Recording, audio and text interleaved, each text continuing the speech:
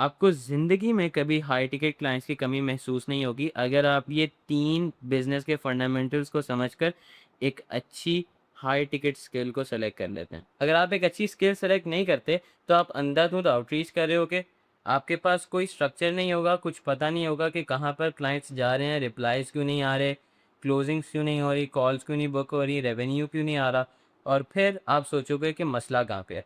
फिर आप सोचोगे कि यार ऑफ़र्स के अंदर मसला है, मेरे आउटरीच वाले बंदे अच्छे नहीं हैं या मेरी डीएम स्क्रिप्ट अच्छी नहीं है, जबकि प्रॉब्लम असल में आपकी स्किल के ऊपर होगा। और अगर क्लाइंट को कोई सस्ता फ्रीलांसर सेम काम करता हुआ मिल जाता है, तो वो आपको छोड़कर उस फ्रीलांसर के पास चला जाएगा और काम करवा लेगा। लेकिन अगर आप पूरे के पूरे बिजनेस के फंडामेंटल्स को समझ आते हो, तो आपको ये सारे के सारे फायदे मिलने वाले जो मैं आपको बताने लगा। नंबर वन, आपको अपना सारा सेल्स का सिस्टम, क्लोजिंग का सिस्टम, आउटरीच का सिस्टम सबका पता होगा कि वो कैसे काम कर रहा है।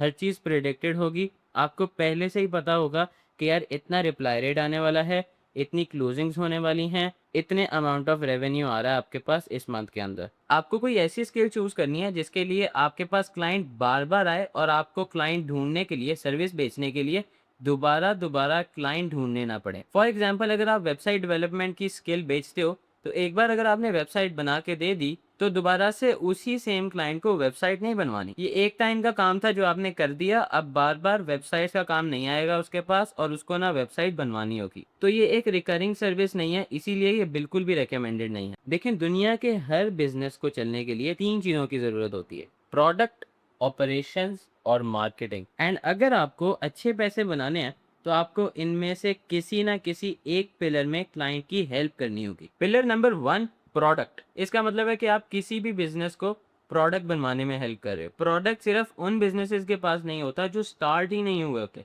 दुनिया में करोड़ों ऐसे बिज़नेसेस हैं जिनके पास प्रोडक्ट है, लेकिन उनके पास सेल्स नहीं आ रही। तो आपको उन बिज़नेसेस की हेल्प करनी चाहिए कस्टमर्स लाने में, rather than building more products, more businesses, और उनका भी बाद में सेम मसला रहे कि उनके पास कस्टमर्स ही नहीं आ रहे। Pillar number 2, operations. यहाँ डे टू डे के टास्क हो रहे होते हैं। जैसे लेपर्ड या टीसीएस हैं, तो वो ई कॉमर्स बिजनेसेस के लिए डिलीवरी कर रहे होते हैं प्रोडक्ट्स की। तो टीसीएस और लेपर्ड ऑपरेशंस के अंदर बिजनेसेस की हेल्प कर रहे हैं, मगर ऑपरेशंस के अंदर आपको बहुत बड़े लेवल पे प्ले करना पड़ता है in order to build a good business, क्योंकि आप डिलीवरी का बिजनेस विदाउट कैपिटल शुरू नहीं कर सकते। Pillar number 3, marketing. मार्केटिंग के मेजरली आजकल ये कुछ तरीके चल रहे हैं जिनके थ्रू आप क्लाइंट्स के लिए मार्केटिंग कर सकते हो और उनको कस्टमर्स ला के दे सकते हो पाकिस्तान में बैठकर यूएस के क्लाइंट्स के लिए। नंबर 1 पर है एसईओ और एईओ।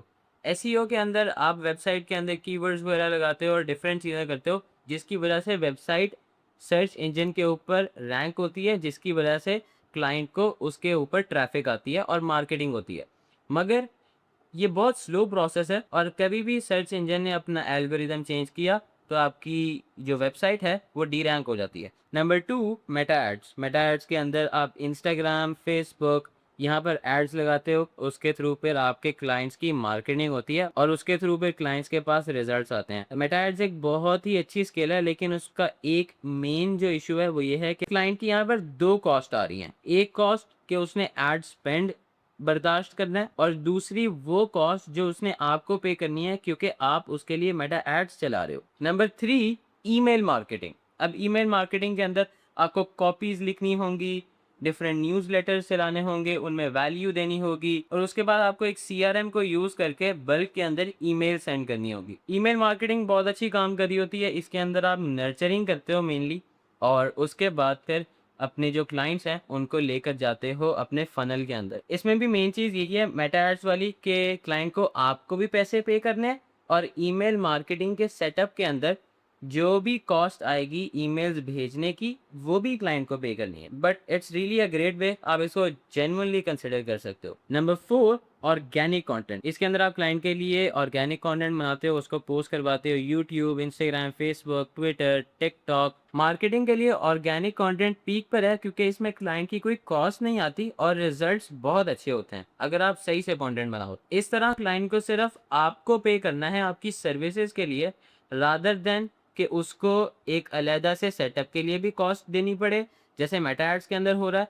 और उसके बाद उसको आपको भी मेटा एड्स चलाने के भी पैसे देने पड़े। अब ऑर्गेनिक कंटेंट के भी ना डिफरेंट कंपोनेंट्स होते हैं। नंबर 1 पर है रिसर्च, आइडिएशन और स्क्रिप्टिंग, प्री प्रोडक्शन भी कहते हैं इसको। इसके अंदर आप क्लाइंट के लिए पहले रिसर्च करते हो, उसके कंपेटिटर्स की रिसर्च करते हो, उसके कंटेंट पिलर्स बनाते हो, उसकी आईसीपीज को डिजाइन करते हो एंड उसके बाद आप विनिंग कंटेंट आइडियाज निकालते हो और फिर उन आइडियाज के लिए क्लाइंट के लिए स्क्रिप्ट्स लिखते हो। नंबर 2 पर आ जाती है recording. Recording most important part है किसी भी वीडियो का। आप जितनी मर्जी अच्छी रिसर्च कर लो, जितनी अच्छी आइडिएशन कर लो, बहुत अच्छी स्क्रिप्ट लिख लो, अगर रिकॉर्डिंग के अंदर क्लाइंट उसको सही तरीके से एक्सप्रेस नहीं कर पा रहा, उसको बोल नहीं पा रहा, तो वीडियो लिटरली काम की नहीं है। नंबर 3 पर है वीडियो एडिटिंग। जो भी कंटेंट उसने रिकॉर्ड किया है आप उसको एडिट करते हो, जो भी रेफरेंस स्टाइल हो क्लाइंट का उसकी बेस पे आप एडिट कर लेते हो। डिपेंड्स कि आपने क्या क्या करना है, क्या क्या स्कोप ऑफ वर्क है ऑब्वियसली। एंड नंबर 4 पे है सोशल मीडिया मैनेजमेंट। इसके अंदर आप क्लाइंट का सोशल मीडिया देखते हो, कोई डीएम्स आए हैं उसके रिप्लाईज करते हो, जो वीडियो आपने पोस्ट करनी है उसकी डिस्क्रिप्शंस वगैरह राइट करते हो, कमेंट्स आए हैं उनके रिप्लाईज करते हो, etcetera etcetera. It's a good one, लेकिन मुझे लगता है बहुत ही एक छोटा सा डिपार्टमेंट है ये। और आप जितनी मर्जी अच्छी सोशल मीडिया मैनेजमेंट कर लो, अगर आपकी वीडियोस अच्छी नहीं है, पोस्टिंग अच्छी नहीं है, जो पीछे से आपको क्रिएटिव्स मिल रहे हैं, जो वीडियोस मिल रही हैं, अगर वही अच्छी नहीं है, तो आप क्लाइंट का अकाउंट ग्रो नहीं करके दे सकते। आम फ्रीलांसर सिर्फ वीडियो एडिटिंग पकड़ेंगे और वही दोबारा दोबारा करते रहेंगे। वो इसको पैकेज नहीं करेंगे, वो डिफरेंट उसके अंदर इम्प्रोवाइज नहीं करेंगे, डिफरेंट चीज़ों को टेस्ट आउट नहीं करेंगे एंड इवेंचुअली क्लाइंट की नीड को ही नहीं समझेंगे कि उसको चाहिए हेल्प मार्केटिंग के अंदर और आप उसको दे रहे हो वीडियो एडिटिंग। यही फ़र्क है एक फ्रीलांसर में और एक एजेंसी ओनर के अंदर। सिर्फ वीडियो एडिटिंग करने में मसला ये है कि जैसे ही क्लाइंट को पता चला कि यही सेम काम दूसरा फ्रीलांसर 5, 10, $20 सस्ते में करके दे रहा है, तो वो उस फ्रीलांसर के पास चला जाएगा, क्योंकि आप में और उस फ्रीलांसर में कोई ख़ास डिफरेंस नहीं है। लेकिन अगर मैं आपको एक जेन्युइन एडवाइस देना चाहूँगा ना, जो कि मैं पर्सनली भी यूज़ करता हूँ और मैं पर्सनली भी कर रहा होता हूँ, वो ये है कि स्टार्ट लेने के लिए आपको स्किल सीखने की ज़रूरत नहीं है। आपको ज़रूरत नहीं है कि आपके पास एक स्किल हो, आपको पता हो मेटा एड्स कैसे चलती है, उसके इन्स एंड आउट पता हो, फिर ही आप स्टार्ट करोगे। या आपको पता हो कि आपने कैसे स्क्रिप्टिंग करनी है, आइडिएशन करनी है, या आपको पता हो कैसे ईमेल सेटअप करनी है। नहीं, उसकी रीज़न ये है कि मार्केट के अंदर भरे पड़े हैं एडिटर्स, भरे पड़े हैं मेटा एड्स वाले लोग, भरे पड़े हैं ईमेल मार्केटिंग वाले लोग। ऐसे लोग भरे पड़े नहीं हैं जिनके पास बहुत सारी क्लाइंट्स हो। क्लाइंट्स किसी के पास भी नहीं है, स्किल सबके पास है। सो आपको मास्टर जो चीज़ करनी है दैट इज़ सेल्स।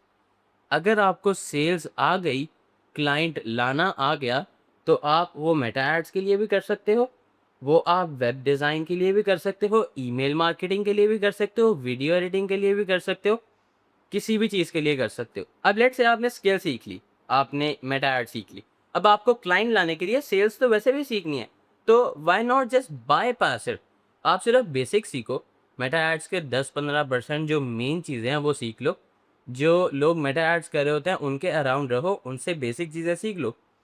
उसके बाद सेल्स कर लो, उन बंदों से काम करवाओ, आउटसोर्स करो, खुद अपना कट रखो और साथ साथ में खुद भी मेटा एड सीखते रहो। खुद बेचने के लिए नहीं, काम करने के लिए नहीं, मेटा एड सीखनी है आपको क्लाइंट को क्लोज करने के लिए।